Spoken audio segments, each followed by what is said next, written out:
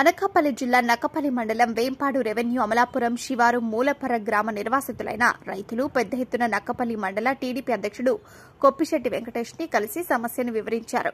Survey number 386/1లో 5 ఎకరాల 4 సెంట్ల భూమిలో ఉన్న ఇండ్లకి పరిహారం మరియు R&R ప్యాకేజ్ ఇవ్వాలని, ఈ సర్వే నంబర్ భూమి SFA ప్రకారం రాస్తాలో ఉన్నందున ప్రభుత్వం పరిగణలోకి తీసుకుని కారణంగా నిర్వాసితులు ఆందోళన చెంది కొప్పిశెట్టి వెంకటేష్ ని కలవగా ఆయన వెంటనే స్పందించి హోంమంత్రి అనిత దృష్టిలో పెట్టి వెంటనే రైతులందరినీ తీసుకుని నక్కపల్లి మండల తహసీల్దార్కి మరియు APIIC SDCకి విషయాన్ని తెలియజేసి వెంటనే వారికి న్యాయం చేయాలని కోరారు.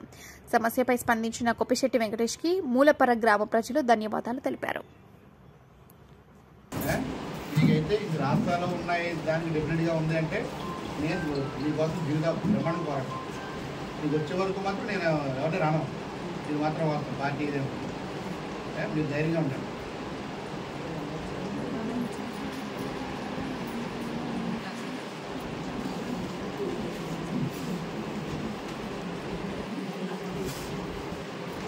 మినిస్టర్ గారు వచ్చిన తర్వాత మేమందరం తీసుకెళ్తాం. ఆడు కూడా విషయం చెప్పి మినిస్టర్ గారితో మాట్లాడి మీకు మళ్ళీ అన్ని విషయాలు చెప్తాం. సరే ఎంఆర్ఓ వచ్చారండి. అందరికీ నమస్కారం. ఈరోజు APIC భూముల్లో నక్కపల్లి మండలంలో గత 20 రోజుల నుంచి కూడా గవర్నమెంటు ఆ గ్రామాల్లో భూములు కొలవడం కానీ, లేదంటే R&R ప్యాకేజ్ ద్వారా వాళ్ళు డబ్బులు ఇవ్వడానికి, లేదంటే పాతవి కొలుసుకోవడానికి గవర్నమెంట్కి అనుకూలంగా కొన్ని పనులు చేసుకుంటుంది. అయితే అలా దాంట్లో కొంతమందికి అనేక అనుమానాలు ఉన్నాయి. ఈ అనుమానాలన్నింటినీ కూడా ఉదాహరణకి గుత్తిరాజపేట అనే గ్రామంలో 183 సర్వే నెంబర్లో ఒక రైతులకి 4 రైతులకి ఏనాడో పట్టా ఇచ్చారు. వారికి ఈనాడు కూడా వాళ్ళ భూమి APIC నోటిఫికేషన్లు ఉన్నప్పటికీ కూడా వాళ్ళకి డబ్బులు కూడా రూపాయి కూడా వేయలేదు. మరి వాళ్ళు వస్తాయి లేదో అని ఆందోళనతో ఉన్నారు.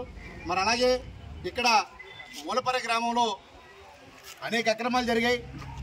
ఈ అక్రమాలు జరిగినప్పుడు గత 5 సంవత్సరాల్లో అనేక పోరాటాలు చేసి ప్రతి గ్రామంలోని కూడా గ్రామ సభలు ఏర్పాటు చేసి అప్పుడు అధికారులతో అప్పలరాజు గారు మేమందరం కూడా ఆ రోజు అన్ని అధికారులతో మాట్లాడి గ్రామాల్లో రెవెన్యూ సదస్సులు పెట్టి గ్రామంలో గ్రామ సభలు పెట్టి ఆ గ్రామ సభల ద్వారా లబ్ధాలను గుర్తించండి అని చెప్పిన తర్వాత ఆ రోజు గ్రామ సభలు పెట్టడం జరిగింది.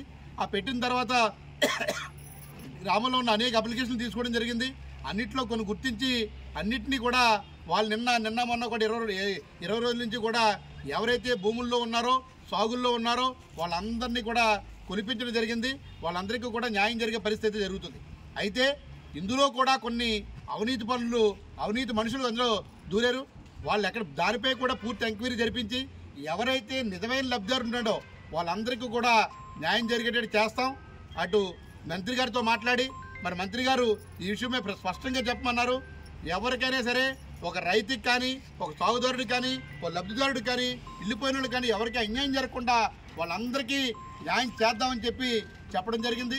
ఈ సమస్యలన్నింటినీ కూడా మరి ఉదాహరణకి మూలపరలో R&R కొన్ని గిరాయితీల్లో కొలిచారు. మరి రస్తా ఉండిపోయింది. నిన్నదాకా గ్రామ కంఠం అన్నారు, ఇవాళ రస్తా అన్నారు. మరి మా ఇల్లు కొనలేదు, మాకు అన్యాయం జరిగిపోతుందేమో అనే అనుమానంతో వీళ్ళున్నారు. వీళ్ళ విషయం కూడా మినిస్టర్ గారికి తెలియజేసి కలెక్టర్ గారితో వీళ్ళ గురించి ప్రత్యేకంగా మాట్లాడి వీళ్ళకు కూడా న్యాయం జరిగే పరిస్థితి అయితే తీసుకొస్తామని తెలియజేసుకుంటూ, మరి అలాగే మినిస్టర్ గారి ఆధ్వర్యంలో పెద్దల సమక్షంలో గ్రామాల వైజు మనం వచ్చిన అప్లికేషన్లు కానీ, ఈ కొలిసిన వాటిల్లో కానీ ఎక్కడైనా ఇంకా అన్యాయం జరిగితే వాళ్ళకు కూడా న్యాయం జరిగే పరిస్థితి తీసుకురామని చెప్పి మినిస్టర్ గారు చెప్పడం జరుగుతుంది. ఆ మినిస్టర్ గారి ద్వారా కలెక్టర్ గారికి కూడా అన్ని విషయాలు తెలియజేసి అందరికీ న్యాయం జరిగేటట్లు చేస్తామని చెప్పి తెలియజేసుకుంటాం.